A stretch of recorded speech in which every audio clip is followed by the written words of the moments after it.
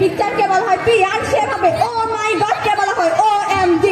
মাননীয় মডারেটর, এইসব short form Bangla ভাষার সৌন্দর্য নষ্ট করছে, সেই সাথে ইংরেজি ভাষার বিকৃতি ঘটায়। মাননীয় মডারেটর, সকল শিক্ষার্থীর অঙ্ক আর ইংরেজি শেখার কথা, সেই জায়গায় তারা শর্ট ফর্মে মগ্ন আছে।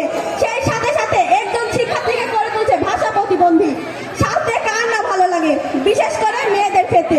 বঙ্কিমচন্দ্র চট্টোপাধ্যায় বলেছেন, অতিমাত্রায় মেয়েদের সাজগোজে সৌন্দর্য তো বাড়ে না, বরং সৌন্দর্যের হানি ঘটে।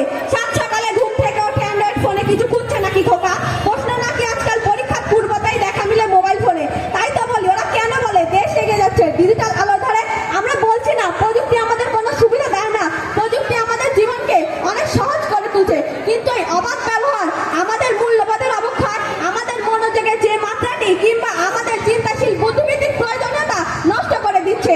আগে যারা বোর্ড স্ট্যান্ড করতো তারা সাক্ষাৎকারে বলতো, আমরা 7 থেকে 8 ঘন্টা পড়াশোনা করে প্লাস পেয়েছি, কিন্তু এখন যারা ভালো ফলাফল করে তারা কি 7 থেকে 8 ঘন্টা তথ্য প্রযুক্তির মোবাইল ফোন ব্যবহার করে?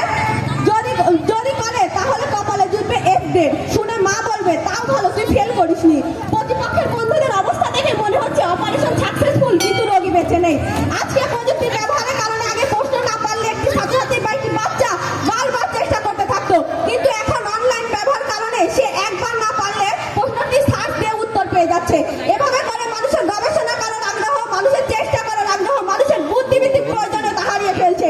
যখন প্রযুক্তির অবাধ ব্যবহার হচ্ছে, তখন স্বাভাবিকভাবে যারা কিশোর রয়েছে তারা খুব সহজে অবধারিত গেমিং, পাবজি, ভাইসিটির মতো জায়গায় আসক্ত হচ্ছে। আপনি আজকে বলতে পারেন 10% মানুষ এগুলো থেকে সুবিধা পাচ্ছে। প্রযুক্তির অবাধ ব্যবহারের কারণে অধিকাংশ শিক্ষার্থী খারাপ কাজের দিকে অগ্রসর হচ্ছে। প্রযুক্তি আমাদের অনেক সুবিধা দেয়, কিন্তু দেখা গিয়েছে যে গেমিং খেলতে খেলতে, পাবজি, ভাইসিটির মতো গেম খেলতে খেলতে শিক্ষার্থীদের মানসিকতা হিংস্র হয়ে যাচ্ছে। আমরা দেখেছি প্রযুক্তির এই অবাধ ব্যবহারের কারণে যারা আমরা সোশ্যাল ব্যাংকিং সিস্টেম নিয়ে অনেক আনন্দ করতাম, সেই আমরাই এখন ভয় আছি কখন আমার টাকা আত্মসাৎ হয়ে যায় কিনা হ্যাকিং এর মাধ্যমে। সম্প্রতি কানাডা ম্যাকমাস্টার বিশ্ববিদ্যালয়ে বলা হয়েছে যে হ্যাকিং এর মাধ্যমে ইন্টারনেট অবাধ ব্যবহারে মানসিক সমস্যা বাড়ে, ফলে লেখাপড়ার ব্যাপক ক্ষতি হয়। আমার প্রতিপক্ষের বন্ধুরা যে সকল উদাহরণ দিয়েছে সেগুলো প্রাসঙ্গিক উদাহরণ নয়, এগুলো মানুষ সর্বদাই ব্যবহার করে না, অর্থাৎ মানুষ সর্বদাই ব্যবহার করে মোবাইল ফোন ও কম্পিউটার।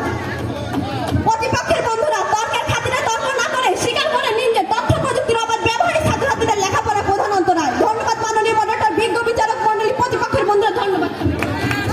ধন্যবাদ পক্ষ দলের দলনেতা আফসানা জিমকে তার সুন্দর বক্তব্য উপস্থাপনের জন্য। এ পর্যায়ে বিপক্ষ দলের